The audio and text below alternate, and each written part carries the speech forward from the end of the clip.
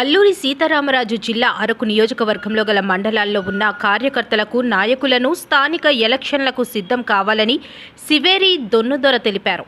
రాబోయే ఎలక్షన్లలో తెలుగుదేశం జెండా ప్రతి పంచాయతీల్లో ఎగరాలని ఆయన నాయకులకు తెలియజేశారు.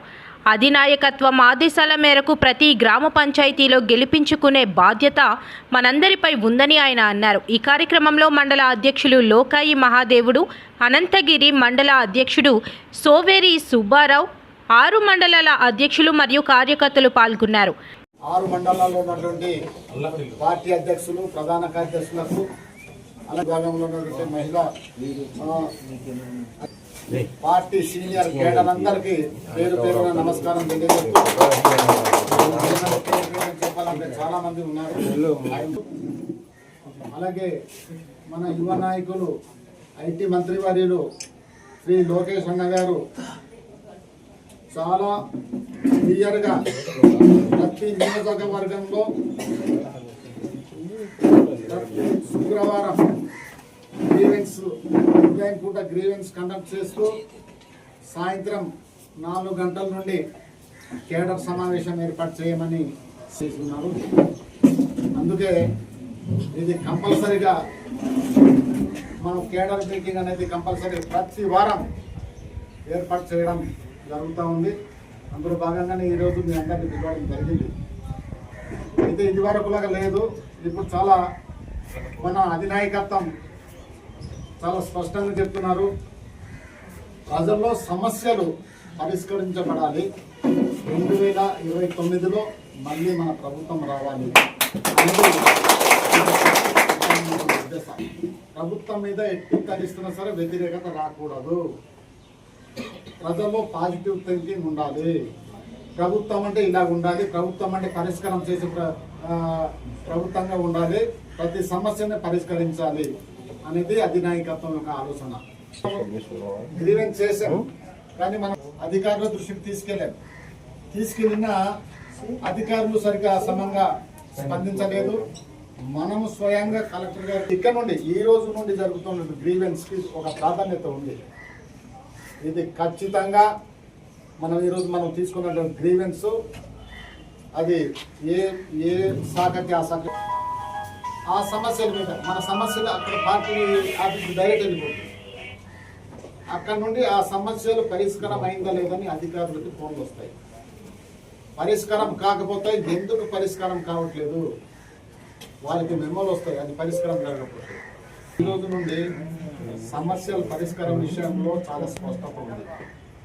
ప్రతి సమస్యల పరిష్కారం జరగాలి అనేది పార్టీ అధిష్టానం నిర్ణయం.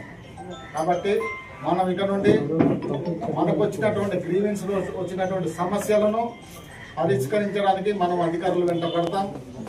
డైరెక్ట్ పార్టీ ఆఫీస్ నుండి ఫోన్ వస్తుంది కాబట్టి పరిష్కారం అవుతాయో అప్పుడు ప్రభుత్వం మీద ప్రజలు ఒక పాజిటివ్ బాగుంటుంది అనే ఒక పాజిటివ్ థింకింగ్ ప్రజల్లో ఉంటుంది.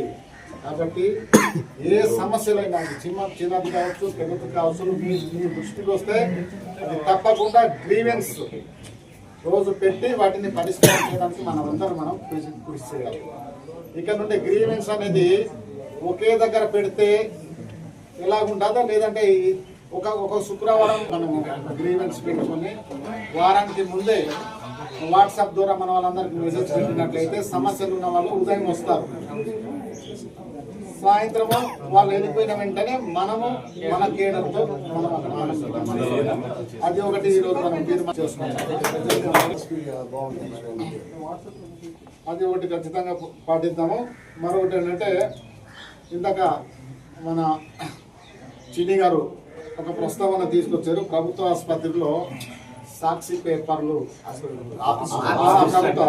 ప్రభుత్వ ఆఫీసులలో అన్ని ఆఫీసులలో సాక్షి పేపర్ అనేది వాళ్ళు చేస్తున్నారు అనేది. ఇక నుండి మనము ఆ అధికారులకు ఒక స్పష్టమైనటువంటి డైరెక్షన్ ఇద్దాం. మన ఈనాడు పేపర్, ఆంధ్రజ్యోతి పేపర్, ఈ 2 పేపర్లు ఖచ్చితంగా ప్రభుత్వం కార్యాలయంలో ఉండాలి. ఈరోజు నేను ఇంటిమేషన్ అంటే డైరెక్షన్ పాస్ చేస్తాను. అది ఎందుకంటే ఇప్పటికే అక్కడ ఆ సాక్షి పేపర్లో బూత్ వాళ్ళు అక్కడ ఏది రాస్తే అదే నిజం అనుకుంటున్నాను మన అధికారులు. ఇప్పటికి వాసన పోలేదు, వైఎస్ఆర్సీపీ వాసన ఇంకా పోలేదు. దాని మీద మేము రివ్యూ మీటింగ్ చేద్దామంటే మాకు అసలు టైం ఎక్కడా దూరడం లేదు. ఇక్కడ నుండి అయినా ఈ మండలం ప్రతి వారానికి మనం మండలం మీటింగ్ పెడతాం కదా, రివ్యూ గ్రీవెన్స్, అదే రోజు మాట వినాలి. ఇప్పుడు మన కార్యక్రమం పార్టీ కార్యక్రమం జరుగుతూ ఉంది. ఇప్పుడు ఒక అధికారిక కార్యక్రమం ఒకటి జరుగుతుంది. ఇప్పుడు అన్నదాత సుఖీభవ ప్రోగ్రాం జరుగుతుంది. అన్నదాత సుఖీభవ అనేది ప్రభుత్వం కార్యక్రమం. దాంట్లో మన తెలుగుదేశం పేదాన్ని ఇన్వాల్వ్మెంట్ చేయాలి. కానీ వాళ్ళు ఏం చేస్తున్నారు, అక్కడ ఉన్నటువంటి సర్పంచ్లు, ఎంపీటీసీ, జెడ్పీటీసీలకు వీళ్ళకి ఇన్వాల్వ్మెంట్ చేసుకొని ఆ కరపత్రం లాగా తీసుకెళ్ళి ఫోటో మాత్రం ఇలా పరిమితం అవుతున్నారు. ఆ ప్రోగ్రాం యొక్క ఉద్దేశం ఏంటి? ఆ రైతుకి ఏం కావాలి,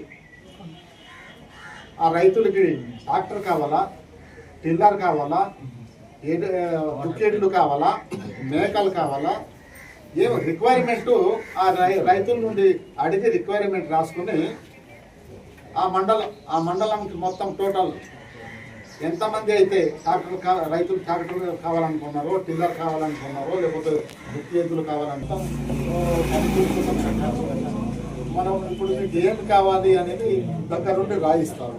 వాళ్ళకి ఏం రాయించడానికి ప్రతిపక్షం వాళ్ళకి. కాబట్టి అది నిర్మాణము విషయానికి వస్తే మ్యాక్సిమము గ్రామ కమిటీలు, మండల కమిటీలు, మెయిన్ కమిటీలన్నీ సజావుగానే బాగానే జరిగింది. అలాగే అఫిలియేటెడ్ కమిటీస్ కూడాను చాలా మందికి సభ్యత్వం లేకపోవడం వలన అఫిలియేటెడ్ కమిటీలు వేయడానికి చాలా కష్టమవుతుంది. అది కూడా మ్యాక్సిమం అయిపోయింది. అక్కడక్కడ కొన్ని ఉన్నాయి గ్రామ కమిటీలు, అఫిలియేటెడ్లో గ్రామ కమిటీలు